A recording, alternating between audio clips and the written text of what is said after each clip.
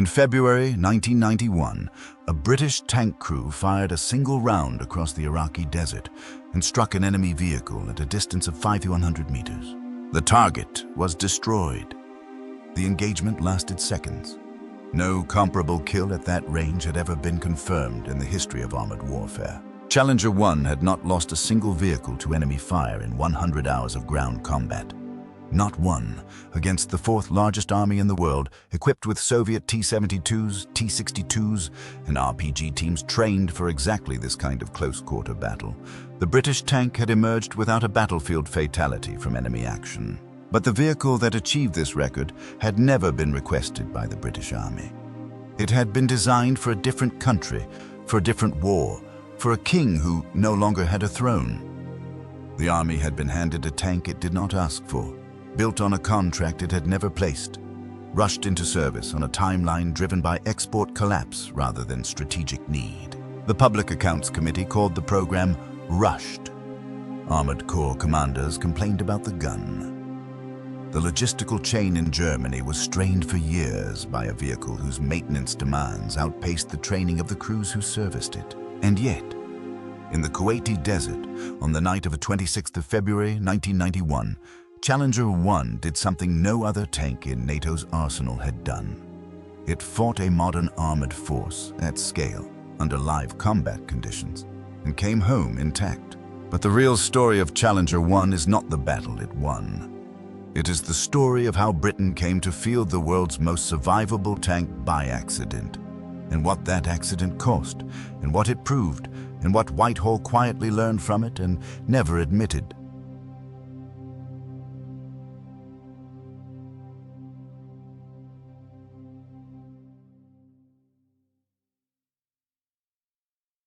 In the early 1970s, the Shah of Iran, Mohammad Reza Pahlavi, commanded one of the most lavishly equipped conventional militaries outside the NATO alliance. Flush with oil revenue and determined to project Iranian power across the Gulf, the Shah turned to Britain with a requirement that was, by any measure, extraordinary. He wanted a tank, not an off-the-shelf export variant, a purpose-built main battle tank, engineered to Iranian operational specifications, delivered in quantity sufficient to equip an entire armored force. The contract, placed with the Military Vehicles and Engineering Establishment, MVE, the MOD's own tank design authority at Chertsey in Surrey, together with Vickers Defence Systems in Newcastle, was worth approximately £650 million at 1974 values. In today's purchasing power, that figure exceeds $5 billion. The vehicle was designated Sher 1 and Sher 2, Sher being the Farsi word for lion.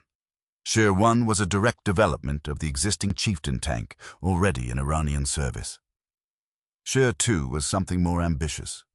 It incorporated a new power pack, the Rolls-Royce CV12 engine producing 1200 brake horsepower, and, critically, a new form of armor whose design had never been deployed at operational scale on any vehicle, anywhere in the world.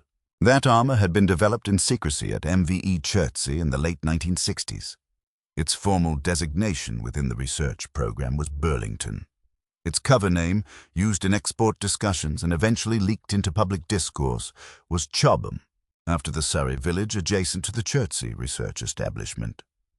Chobham armor, a composite matrix of ceramics, metals, and spaced layers bonded in a classified configuration, was designed to defeat shaped charge warheads of the kind carried by Soviet anti-tank missiles and rocket-propelled grenades. Against the RPG-7, which had humiliated Israeli armor in the Sinai in 1973, Chobham offered something approaching immunity. Against the 125mm smoothbore rounds of the Soviet T-64 and T-72, it offered a margin of survivability that no welded steel construction could approach. The production contract called for 1,025 Sher 2 vehicles. First deliveries were scheduled for 1981. MVE and Vickers committed design and manufacturing resources accordingly. The Royal Ordnance Factory at Leeds began tooling for production. Subcontractor agreements extended across engineering firms in Tyneside, the West Midlands, and the north of England, a web of industrial dependency that would become the program's most politically significant feature. On the 16th of January, 1979, the Shah left Iran for the last time. Within weeks, the Islamic Revolution had dissolved his government. By February, Ayatollah Khomeini had returned to Tehran. The Iranian defense establishment ceased to function as a coherent procurement authority. The contract for 1,025 Shir-2 vehicles, production already advanced, tooling already committed, subcontractors already engaged, was dead. The question now facing MV Vickers and the MOD was stark. What happened to the tank? The British Army's current main battle tank, the Chieftain, had entered service in 1966. By 1979, it was showing its age. Its Leyland L60 engine, a two-stroke opposed piston design of considerable mechanical complexity, had been troublesome from the beginning and remained so. Availability rates in BAR, the British Army of the Rhine, were a recurring source of friction between the Royal Armoured Corps and the logistical chain. A replacement had been required for years. The Army knew it. The MOD knew it. The Treasury had repeatedly deferred the decision. The Iranian collapse provided the answer, whether the Army wanted it or not. On the 29th of June 1979, the Secretary of State for Defense announced that the MOD would acquire a modified version of the Shir-2 design for British Army service. The vehicle would be re-engineered to British Army specifications. Different sighting systems, different radio fit, different NBC protection standards. Its designation would be FV-43 or 4. Its service name would be Challenger. The development contract, placed with Vickers Defence Systems in June 1980, was valued at £24 million for the first production tranche. An initial order of 237 vehicles was placed, later expanded. The Army had its new tank. It had not been consulted on the fundamental design. It had not issued the requirement. It had inherited the program from a cancelled export order on a timeline set not by operational need, but by the political necessity of keeping Leeds, Newcastle, and a network of Midland subcontractors in production. That inheritance would shape everything that followed. Challenger 1 entered British Army service in 1983, issued first to the Royal Hussars at Soltau in West Germany. What the crews received was, in physical terms, a formidable object. The vehicle weighed 62 tons in combat configuration, approximately the same as a loaded, articulated lorry, but lower to the ground, wider across the hull, and considerably more difficult to kill. Overall length with gun forward was 11.5 meters. Width was 3.5 meters. Ground clearance sat at 500 millimeters. The hull was constructed around the Chobham composite array, layers of ceramics bonded between steel plates in a classified geometric pattern that caused shaped charge jets to disperse and armor-piercing projectiles to shed energy before reaching the crew compartment. The specifics of the Chobham configuration remain partially classified to this day. What is publicly confirmed is the effect. In independent testing conducted during the evaluation phase, Chobham armor defeated every anti-tank round in the current Soviet inventory. Against the 3M11 Fleitar anti-tank missile, NATO designation 82 Swatter, standard on the Soviet Mi-24 Hind helicopter gunship, Chobham offered effective immunity at combat ranges. Against the 125mm APFSDS, armor-piercing, fin-stabilized discarding sabot, round of the T-72, the protection margin was significant enough to inform a fundamental rethink of Soviet anti-armor doctrine. APFSDS, a long, dense, penetrating rod, typically tungsten or depleted uranium, launched at extremely high velocity and designed to punch through armor by kinetic energy alone rather than explosive effect, was the primary Soviet anti-tank round. Against conventional steel, it was devastatingly effective. Against Chobham, it was not. Power came from the Rolls-Royce CV-12 diesel engine, a V12 configuration producing 1,200 brake horsepower, driving through a David Brown TN37 automatic transmission. The CV-12 was a purpose-designed military power plant derived from the Condor engine program at Rolls-Royce's Shrewsbury facility. It was reliable. It started in extreme cold. It ran on a range of fuels compatible with NATO logistics. After the Chieftain's L-60, it was, by the crews who had suffered through the earlier engine, regarded as little short of miraculous. The main armament was a 120mm L11A5 rifled gun, rifled meaning the barrel's interior bore, carries spiral grooves that impart spin stabilization to the projectile. British doctrine held that rifled guns offered superior accuracy at long range, particularly with Hesh rounds. High explosive squash head, which relied on a precisely timed detonation sequence that spin-stabilized projectiles delivered more consistently. The Americans, and later the Germans, had moved to smoothbore, guns capable of firing longer APFSDS penetrators. The argument would follow Challenger 1 throughout its service life. The fire control system centered on the Thermal Observation and Gunnery Sight, TOGS. Thermal sighting means the system detects heat signatures rather than visible light, allowing target acquisition in complete darkness, smoke, dust, and adverse weather conditions. TOGS was a major operational advance over image intensification systems that still required ambient light to function. The commander's sight was stabilized. The gun was stabilized in 2 axes, meaning the barrel could hold its aim on a target while the tank moved across broken ground. Testing was conducted at Bovington in Dorset, at the British Army's Armoured Vehicles Centre, and at ranges in Suffield, Canada, where cold weather trials and live fire gunnery exercises could be conducted at scale. By the NATO standard evaluations of 1981 and 1982, Challenger 1's protection exceeded the M1 Abrams then entering U.S. service and was rated superior to the Leopard 2 in the frontal arc. Its cross-country mobility was acceptable. Its range, limited by fuel capacity to approximately 250 miles, was considered marginal for Central European operations, where the expected combat depth was considerably greater. The Royal Hussars received their first vehicles at Soltau in late 1983. The 5th Royal Inniskilling Dragoon Guards, the Queen's Royal Irish Hussars, and the 17th to 21st Lancers followed in the BAR rotation.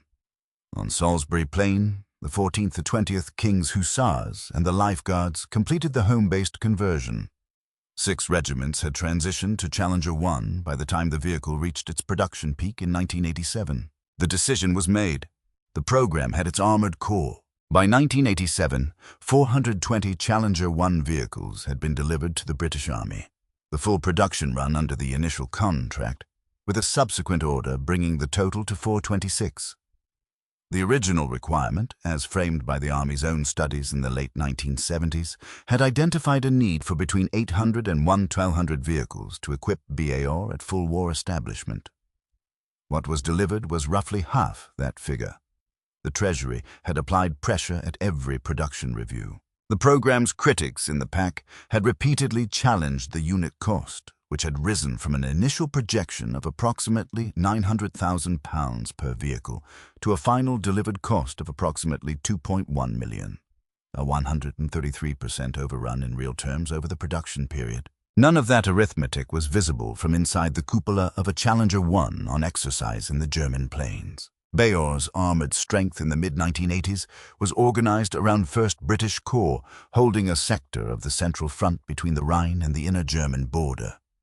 The threat the Corps faced was explicit and quantified: a Soviet advance through the North German plain, led by the 3rd Shock Army, with tank-heavy formations that outnumbered NATO's armour in the central sector by a ratio the alliance's planners regarded as deeply uncomfortable. British doctrine, shaped by the experience of armoured warfare from Alamein to the Rhine crossing, emphasized survivability, gunnery precision, and crew protection over raw speed and numbers. Challenger 1's Chobham armour and its stabilized fire control were precisely calibrated to this doctrine, to absorb punishment, hold a defensive position, and kill Soviet armour at ranges where the T-72's own sighting systems were less effective. The 1st Armoured Division and 4th Armoured Division held the British sector with Challenger 1 as their primary fighting platform. Across 4 regiments at any given time, rotating through the BAR roster, the vehicle maintained operational readiness rates that, while not exceptional by American or German standards, represented a significant improvement over the chieftain it had replaced. REME, the Royal Electrical and Mechanical Engineers, had adapted their forward repair doctrine to the CV-12's maintenance profile. The vehicle was not simple to keep running. It was, however, possible to keep running, which was more than could always be said of its predecessor. In 1988, 2 Challenger 1 vehicles were entered in the Canadian Army Trophy, NATO's armored gunnery competition, held every 4 years at Bergen-Hohne in West Germany, and regarded within the alliance as the definitive measure of tank gunnery capability. The British crews achieved a result that, while not the overall winning performance, demonstrated engagement accuracy at ranges exceeding 2,000 meters that drew specific attention in the post-competition assessment. The crews noted publicly what Armored Corps insiders had long recognized. The L11A5 rifled gun, at those ranges under those conditions, was an exceptionally precise instrument. The export record told a parallel story. Jordan, a long-standing British defense partner, evaluated Challenger 1 alongside the American M60A3 and the French AMX-30. In 1999, following the British Army's own decision to replace the vehicle with Challenger 2, Jordan acquired the entire British fleet. 274 vehicles, refurbished and modified to a Jordanian-specific standard designated Al-Hussein. The Al-Hussein incorporated an upgraded fire control system and additional protection measures. It remains in Jordanian Army service. Then came the Gulf. On 2 August 1990, Iraqi armored forces crossed the Kuwaiti border. By dawn, Kuwait City had fallen. Within weeks, the international coalition assembled under American command had committed land forces to Saudi Arabia. Britain's contribution, Operation Granby, would eventually field 1st Armored Division, built around the 4th and 7th Armored Brigades. Challenger 1 was the division's main battle tank. The deployment presented an immediate logistical problem. Challenger 1 had been designed and trained for the specific conditions of the Central European theater. Temperate climate, limited visibility ranges constrained by terrain and vegetation, NATO standard logistics. The Kuwaiti desert offered none of those conditions. Visibility extended to the horizon. Temperatures swung 60 degrees Celsius between the desert night and the midday sun. Sand infiltrated every system. The CV-12 engine, well suited to German mud, required filter modifications for desert operations. The TOG's thermal sighting system, however, designed precisely to defeat obscuration and darkness, was, in the open desert, a decisive advantage. The ground war began on 24 February 1991. The 7th Armored Brigade, the Desert Rats, heir to the formation that had fought Rommel in the same desert half a century earlier, pushed north and west into the Iraqi defensive positions. The 4th Armored Brigade followed in depth. In 4 days of combat, the 2 brigades destroyed or captured over 200 Iraqi armored vehicles. 3 Challenger 1 vehicles were lost, 2 to friendly fire incidents, 1 to an accident. Not one vehicle was knocked out by Iraqi action. The engagement that entered the record books occurred on the night of 26 February 1991. A Challenger 1 of the Royal Scots Dragoon Guards identified an Iraqi Type 69. The Chinese-built T-54 derivative that formed a large part of the Iraqi order of battle, at a range subsequently confirmed by survey at 5 to 100 meters. The TOG's system acquired the heat signature. The gunner engaged, the round struck, the target was destroyed. No tank-on-tank engagement before or since has been confirmed at greater range in combat. 100 hours after the ground offensive began, the ceasefire was declared. The final accounting was unambiguous. 1st Armored Division had suffered no fatalities from enemy armored action. The vehicle that Whitehall had not asked for, that the Army had inherited from a cancelled Iranian order, that the PAC had described as over budget and the Armored Corps had criticized for its gun and its limited range, had gone to war and come back without losing a single crew to the enemy. The question Whitehall faced, in the aftermath, was what to do with that fact. The decision to replace Challenger 1 had been made before the Gulf War began. The The successor program, Challenger 2, developed by Vickers Defense Systems under a development contract placed in 1986, was a substantially redesigned vehicle. It retained the hull profile and power pack philosophy of its predecessor, but introduced a new turret, a new 120mm L30 rifled gun, a fully integrated digital fire control system, and a second-generation Chobham array designated Dorchester. The decision to proceed with Challenger 2 was driven not by Challenger 1's failures, but by the recognition that a mid-1980s design would require comprehensive modernization to remain competitive against projected Soviet armor developments into the 2000s. Specifically, the T-80U and the T-90, both of which incorporated their own composite armor arrays and substantially improved fire control. The case for Challenger 2 was sound. The case against retaining Challenger 1 in parallel, keeping both fleets operational, as some armored core voices advocated, was defeated by arithmetic. The MOD's equipment budget in the early 1990s faced the consequences of the peace dividend, the Treasury's response to the collapse of the Warsaw Pact and the formal dissolution of the Soviet Union on 25 December 1991.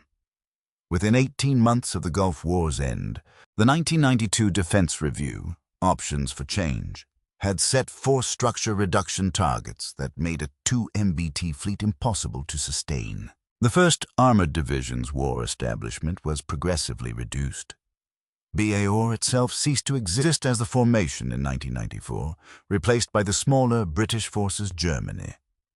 Regiments that had operated Challenger 1 through the Cold War were amalgamated, reduced, or placed in suspended animation.